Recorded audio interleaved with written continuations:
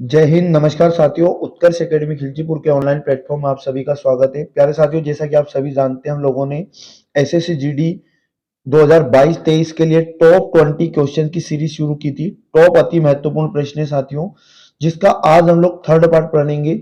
इससे पहले हमारे दो पार्ट हो चुके हैं। दोस्तों मैं आप लोगों को बता दूं, ये क्वेश्चन अति महत्वपूर्ण, वेरी मोस्ट आईएमपी है साथियों। पूरा वीडियो यदि आप अंत तक देखते हैं तो 100% मैं आपको गारंटी देता हूं कि आपको कहीं ना कहीं बहुत ज्यादा फायदा एसएससी के अंदर होने वाला है। दोस्तों प्रतिदिन आप हमारी सीरीज के साथ जुड़ जाइएगा और चैनल पर नए हैं तो चैनल को जरूर सब्सक्राइब करें। इससे क्या होगा कि जब भी हमारा कोई वीडियो अपलोड होगा इसका नोटिफिकेशन आपको तुरंत मिल पाएगा। प्यारे साथियों, बिल्कुल भी समय ना गवाते हुए चलते हैं आज का पहला क्वेश्चन। आज का पहला क्वेश्चन आप लोगों के सामने ये रहा। आज के पहले क्वेश्चन में लिखा है क्वेश्चन नंबर 1, और क्वेश्चन नंबर 1 में लिखा है कि देश का 25वां हाई कोर्ट है। क्वेश्चन नंबर में पूछा गया एक में कि देश का 25वां हाई कोर्ट बताओ, तो इसका सही जवाब हो जाएगा ए वाला। दोस्तों देश का जो 25वां हाई कोर्ट बना दोस्तों, वो बना Telangana high court. Very most IMP जानकारी है जो आप लोगों को याद रखना है। तेलंगाना हाई कोर्ट देश का 25वां हाई कोर्ट है, एग्जाम के अंदर आ सकता है। Very most IMP. आगे बढ़ जाते हैं। अगला question, question number 2। Question number 2 में लिखा है अंडमान निकोबार द्वीप समूह के राजद्वीप का परिवर्तित नाम है। दोस्तों रॉस द्वीप कहां पड़ता है, एग्जाम में यह भी पूछा जा सकता है, तो आपको बताना है अंडमान निकोबार द्वीप समूह में। और दोस्तों इसका नाम परिवर्तन करके बना दिया गया है नेताजी सुभाष चंद्र बोस द्वीप। नेताजी सुभाष चंद्र बोस द्वीप किस द्वीप का परिवर्तित नाम है, अगर ऐसा पूछा जाए तो आपको बताना राजद्वीप। साथियों यहाँ पर मैं अब ऑप्शन नहीं पढ़ने वाला हूं, क्योंकि ऑप्शन से हमारा समय बर्बाद होता है। तो हम बिना ऑप्शन पढ़े ही क्वेश्चन की क्या करेंगे, जवाब देंगे। तो आप लोगों को ध्यानपूर्वक सारे वीडियो को देखना है। आपका पूरा पूरा समय हम लोग बचाने की कोशिश करेंगे दोस्तों। सिर्फ आप जो जानकारी दी जा रही है इसको ध्यानपूर्वक देखें और सुने। अगला question, question number 3। Question number 3 में हमारे पास लिखा है प्रधानमंत्री जनधन योजना में किस प्रकार के डेबिट कार्ड का उपयोग किया जाता है। तो दोस्तों मैं आप लोगों को बता दूं, जो प्रधानमंत्री जनधन योजना है इसमें रुपए नामक डेबिट कार्ड का उपयोग किया जाता है। वेरी मोस्ट आईएमपी क्वेश्चन है, आप लोगों को याद रखना है। रुपए आपको याद रखना है। प्रधानमंत्री जनधन योजना में इस कार्ड का उपयोग किया जाता है, रुपए कार्ड का। आगे बढ़ जाते हैं। अगला question, question number 4। Question number 4 की अगर हम बात करें, भारतीय संविधान का कौन सा अनुच्छेद अस्पृश्यता, वेरी मोस्ट आईएमपी जानकारी है, अस्पृश्यता का उन्मूलन करता है। कौन सा अनुच्छेद अस्पृश्यता का उन्मूलन करता है। दोस्तों मैं आप लोगों को बता दूं, जो चौथे का सही जवाब होगा डी वाला ऑप्शन होगा, अनुच्छेद 17। अनुच्छेद 17 से आपको याद रखना है कि अनुच्छेद 17 का संबंध किससे है, तो आपको बताना अस्पृश्यता से। दोस्तों वेरी मोस्ट टाइम की जानकारी है। बढ़ जाते हैं आगे। दोस्तों जितने भी क्वेश्चन है टॉप क्वेश्चन है दोस्तों, 100% ऐसे क्वेश्चन एग्जाम के अंदर मिलेंगे। दोस्तों अगर ये जानकारी अच्छी लगती है तो वीडियो को लाइक करना ना भूलें और अपने दोस्तों के साथ जरूर शेयर करें। दोस्तों बढ़ जाते हैं अगले क्वेश्चन यानी 5वें की ओर। टुंड्रा प्रकार की जलवायु का दूसरा नाम क्या है। टुंड्रा प्रकार की जलवायु का दूसरा नाम क्या है, तो इसका सही जवाब हो जाएगा ध्रुवीय जलवायु। ध्रुवीय जलवायु को टुंड्रा प्रकार की जलवायु कहा जाता है। ये जानकारी आपको याद रखना है। आगे बढ़ जाते हैं क्वेश्चन नंबर 6। क्वेश्चन नंबर 6 में लिखा 20 सितंबर 1932 को महात्मा गांधी ने यरवदा जेल में आमरण अनशन प्रारंभ किया था। तो दोस्तों यहाँ पर किस लिए उन्होंने आमरण अनशन प्रारंभ किया था, यरवदा जेल का नाम याद रखना। 20 सितंबर 1932 आपको याद रखना है। सी वाला राइट आंसर हो जाएगा दोस्तों। रेमजे मैकडोनाल्ड के सांप्रदायिक अवार्ड के विरुद्ध दोस्तों इन्होंने यरवदा जेल में आमरण अनशन किया था। तो बढ़ जाते हैं अगला क्वेश्चन 7 नंबर में लिखा भारत में गन्ने की खेती एक उदाहरण है। दोस्तों 7वें क्वेश्चन में बताना है भारत में गन्ने की खेती एक उदाहरण है, तो इसका जो राइट आंसर हो जाएगा रोपण कृषि का। दोस्तों गन्ने की जो खेती होती है रोपण के द्वारा होती है, इसलिए जो गन्ने की खेती है वो रोपण कृषि का उदाहरण है। ये बात भी आपको याद रखना है। बढ़ते हैं क्वेश्चन नंबर 8 की ओर। 8वां क्वेश्चन, ध्वनि उच्चतम वेग से, ध्वनि उच्चतम वेग से, चार ऑप्शन आप लोगों को दिए गए हैं, तो याद रखना जो ध्वनि उच्चतम वेग से, तो इसमें से क्या सही जवाब हो जाएगा, इसका सही जवाब हो जाएगा डी वाला। दोस्तों जो ध्वनि है उच्चतम वेग से 30 डिग्री सेंटीग्रेड पर आर्द्र वायु में गमन करती है। वेरी मोस्ट आईएमपी जानकारी एग्जाम में पूछा जाए तो जरूर बताना होगा। आगे बढ़ जाते हैं 9 नंबर की ओर। 9 नंबर में अगर बात करें तो पूछा गया मछलियों के हृदय में कक्ष होते हैं। 9 नंबर में बताना है मछलियों के हृदय में कितने कक्ष होते हैं। तो दोस्तों मैं आप लोगों को बता दूं मछलियों के हृदय में 2 कक्ष होते हैं। वेरी मोस्ट आईएमपी लगाइएगा, वेरी मोस्ट आईएमपी। मछलियों के हृदय में कितने कक्ष बताना है तो 2, यानी कि ए वाला इसका राइट आंसर हो जाएगा। बढ़ जाते हैं अगला क्वेश्चन, क्वेश्चन नंबर 10 की ओर। क्वेश्चन नंबर 10 में लिखा है वित्त आयोग का गठन कितनी अवधि के लिए होता है। वेरी मोस्ट आईएमपी जानकारी, आईएमपी लिखना दोस्तों, वित्त आयोग का गठन कितनी अवधि के लिए होता है। तो मैं आप लोगों को बता दूं 5 वर्ष के लिए वित्त आयोग का गठन किया जाता है। 5 वर्ष के लिए आपको ये जानकारी याद रखना है। अगर आगे एग्जाम में पूछा जाए कि किस अनुच्छेद के अंतर्गत वित्त आयोग का गठन होता है तो दोस्तों अनुच्छेद का नाम याद रखना है 280। अनुच्छेद 280 के अंतर्गत वित्त आयोग का गठन होता है। आगे अगर और आपसे पूछा जाए कि वित्त आयोग का गठन कौन करता है दोस्तों, तो इस प्रश्न में याद रखना राष्ट्रपति के द्वारा वित्त आयोग का गठन किया जाता है। याद रखना वेरी मोस्ट आईएमपी क्वेश्चन है। वित्त आयोग का गठन 5 वर्ष की अवधि के लिए होता है, अनुच्छेद 280 के अंतर्गत किया जाता है और राष्ट्रपति दोस्तों वित्त आयोग का गठन करता है। बढ़ते हैं दोस्तों अगला क्वेश्चन 11 नंबर। 11 नंबर की यदि हम बात करें, वायुमंडलीय दाब में सहसा पतन किस बात का संकेत है।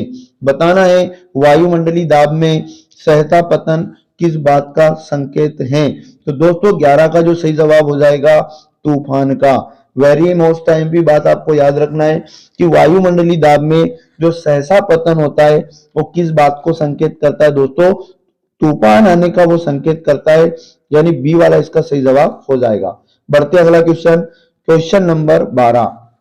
क्वेश्चन नंबर 12 लगाइएगा वेरी वेरी मोस्ट आईएमपी दोस्तों, वेरी वेरी मोस्ट आईएमपी। संयुक्त राष्ट्र संघ के महासचिव की नियुक्ति किसके द्वारा की जाती है। दोस्तों मैं आप लोगों को बता दूं कि संयुक्त राष्ट्र संघ यूएनओ एग्जाम के अंदर काफी बार क्वेश्चन बना है।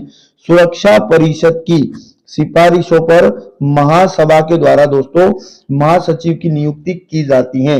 संयुक्त राष्ट्र संघ वेरी वेरी मोस्ट आईएमपी में आप लोगों को बता दूं इसकी स्थापना अगर आप लोगों से पूछा जाए तो आपका बताना है 24 अक्टूबर और 1945 को साथियों इसकी स्थापना हुई संयुक्त राष्ट्र संघ की। आगे अगर आपसे पूछा जाए इसका हेडक्वार्टर बताओ, न्यूयॉर्क इसका मुख्यालय है, न्यूयॉर्क। न्यूयॉर्क आपको याद रखना है। इसके वर्तमान में महासचिव अगर पूछ ले कि संयुक्त राष्ट्र संघ के वर्तमान महासचिव कौन है, एंटोनियो गुतेरेस। एंटोनियो और गुतेरेस दोस्तों इनका नाम है एंटोनियो गुतेरेस। और दोस्तों मैं आप लोगों को बता दूं जो एंटोनियो गुतेरेस जी जो हैं ये पुर्तगाल देश से हैं। पुर्तगाल का आपको नाम याद रखना है। तो ये जानकारी संयुक्त राष्ट्र संघ से आपको याद होना वेरी मोस्ट आईएमपी जानकारी है, बहुत ज्यादा जरूरी जानकारी है। आगे बढ़ जाते हैं अगला प्रश्न 14 नंबर। 14 नंबर की यदि हम बात करें तो 14 नंबर में लिखा है निम्नलिखित में से कौन सा जंतु द्विलिंगी होता है। द्विलिंगी जंतु आप लोगों को बताना है तो दोस्तों इसका राइट आंसर हो जाएगा जोंक। साथियों जो जोंक होता है वो द्विलिंगी होता है। तो वेरी मोस्ट टाइम की जानकारी ये भी आपको याद रखना ही है। बढ़ते हैं अगला क्वेश्चन, क्वेश्चन नंबर 15 और 15 नंबर का क्वेश्चन अति महत्वपूर्ण दोस्तों। तरंग और कण दोनों ही की प्रकृति दर्शाने वाले कण हैं। तो दोस्तों मैं आप लोगों को बता दूं इलेक्ट्रॉन जो होते हैं, electron, electron very most IMP. तरंग और कण दोनों ही की प्रकृति दर्शाते हैं कौन, इलेक्ट्रॉन। 20 का राइट आंसर हो जाएगा, आपको याद रखना होगा। आगे बढ़ते हैं क्वेश्चन नंबर 17 की ओर, 16 की ओर। क्वेश्चन नंबर 16, क्वेश्चन नंबर 16 को समझना वेरी मोस्ट आईएमपी है। शारदा अधिनियम, शारदा अधिनियम का संबंध किससे है तो दोस्तों मैं आप लोगों को बता दूं, जो शारदा अधिनियम आया था, याद रखना 16 नंबर शारदा अधिनियम, जो इसका संबंध है वो बाल विवाह से। दोस्तों ए वाला इसका सही जवाब हो जाएगा। शारदा अधिनियम का संबंध पूछा जाए तो बाल विवाह से बताना है। और दोस्तों मैं आप लोगों को बता दूं, यह अधिनियम 28 दिसंबर 1929 को पारित हुआ था। कभी आपसे पूछ ले एग्जाम के अंदर, शारदा अधिनियम कब पारित हुआ था? 28 दिसंबर 1929 को पारित हुआ था दोस्तों। और इस अधिनियम के तहत हुआ क्या था कि शादी के समय जो लड़कियां हैं उनकी उम्र 14 साल होनी चाहिए, और उसके बाद जो लड़के उनकी उम्र 18 साल होनी चाहिए। लेकिन दोस्तों बाद में इसमें क्या कर दिया गया? संशोधन कर दिया। इसमें संशोधन करके क्या कर दिया कि लड़कियों की एज तो 18 वर्ष होनी चाहिए, और बॉयज यानी लड़कों की एज जो है 21 होना चाहिए। तो ये आपको याद रखना, शारदा अधिनियम बाल विवाह से रिलेटेड है। 28 दिसंबर 1929 को यह बिल पारित हुआ था, याद रखना। बढ़ते हैं दोस्तों अगला क्वेश्चन, क्वेश्चन नंबर 17 की यदि हम बात करें, 17 में लिखा है दक्षिण पठार की सभी बड़ी नदियां निम्नलिखित में से एक को छोड़कर बंगाल की खाड़ी में विलीन होती है। मतलब यहां पूछा गया ये सारी नदियां बंगाल की खाड़ी में विलीन होती है सिवाय एक को छोड़कर, तो वो नदी हो जाएगी नर्मदा। दोस्तों नर्मदा नदी जो है बंगाल की खाड़ी में विलीन नहीं होती है। नर्मदा नदी याद रखना खंबात की खाड़ी अरब सागर में गिरती है। अगर आपसे पूछ लिया जाए खंबात की खाड़ी अरब सागर, याद रखना खंबात की खाड़ी अरब सागर में जाकर गिरती हैं। कौन सी नदी? तो आपको बताना होगा नर्मदा नदी। बाकी सारी नदियां बंगाल की खाड़ी में विलीन होती है। वेरी मोस्ट आईएमपी क्वेश्चन था, याद रखना। आगे बढ़ जाते हैं, अगला क्वेश्चन 18 नंबर में यहां पर आपके सामने लिखा है। 18 नंबर की यदि हम बात करें, डार्विन का पुस्तक on the origin of species कब प्रकाशित हुई? दोस्तों मैं आप लोगों को बता दूं, इस क्वेश्चन को अलग तरीके से भी बहुत बार पूछा गया। डार्विन की पुस्तक का नाम बताओ, तो on the origin of species, ये डार्विन की बुक है दोस्तों। और ये कब प्रकाशित हुई? अब इसकी डेट अगर अपन बात करें तो 1859 में ये बुक प्रकाशित हुई थी। 1859 इसका राइट आंसर हो जाएगा बी वाला। तो ये आपको याद रखना है, ये वाली जानकारी। आगे बात करें क्वेश्चन नंबर 19 की यदि हम बात करें तो विधान परिषद के सदस्य के लिए न्यूनतम आयु बताओ। विधान परिषद का सदस्य बनने के लिए न्यूनतम कितनी एज चाहिए? 20 का सही जवाब हो जाएगा। 30 वर्ष का व्यक्ति विधान परिषद का सदस्य बन सकता है। 20 का राइट आंसर हो जाएगा। दोस्तों आगे की जानकारी अति महत्वपूर्ण है। मैं आप लोगों को बता दूं कि विधान परिषद के अलावा 25 साल की एज में आप क्या क्या बन सकते हो। तो दोस्तों मैं आप लोगों को बता दूं, 25 साल की एज में आप विधानसभा के सदस्य बन सकते हो। आप विधानसभा के क्या बन सकते हो दोस्तों? सदस्य बन सकते हो। 25 साल की एज में ही आप लोकसभा के सदस्य भी बन सकते हो। 25 वर्ष की एज में आप लोकसभा सदस्य भी बन सकते हो। आगे यदि अपन बात करें कि 30 वर्ष की एज और किसमें चाहिए दोस्तों, तो विधान परिषद का सदस्य बनने में तो चाहिए ही चाहिए। आपको राज्यसभा का सदस्य बनने में भी 30 वर्ष का एज चाहिए। राज्यसभा के सदस्य बनने में भी 30 वर्ष एज चाहिए, ये भी आपको याद रखना है। और एक वेरी मोस्ट आईएमपी जानकारी है दोस्तों, 35 वर्ष में आप बन सकते हो राष्ट्रपति। यानी राष्ट्रपति बनने के लिए जो एज चाहिए वो 35 वर्ष। तीनों age very most IMP, very most IMP. बढ़ जाते हैं अगला क्वेश्चन 20 नंबर में पूछा गया, वन नीति के अनुसार कितने प्रतिशत क्षेत्र वनों से आच्छादित होना चाहिए? मतलब जो हमारी वन नीति है भारत सरकार की, उसके अनुसार कितने प्रतिशत क्षेत्र में वनों से, कितने प्रतिशत क्षेत्र पर वन होने अनिवार्य हैं? तो अति महत्वपूर्ण बात है दोस्तों, 33% क्षेत्र में तो वनों का होना बहुत ज्यादा आवश्यक है। तो ये जानकारी भी आपको याद रखना है। तो प्यारे साथियों, ये था आज के टॉप 20 क्वेश्चन जो आपको याद ही रखना है। वीडियो अच्छा लगा तो दोस्तों कंटिन्यू लाइक शेयर सब्सक्राइब जरूर करें, और चैनल तो आप सब्सक्राइब कर ही लें दोस्तों। अति महत्वपूर्ण चीजें हम लोग आपके सामने लाने वाले हैं। मिलेंगे पुनः नेक्स्ट वीडियो में दोस्तों। जय हिंद, जय भारत।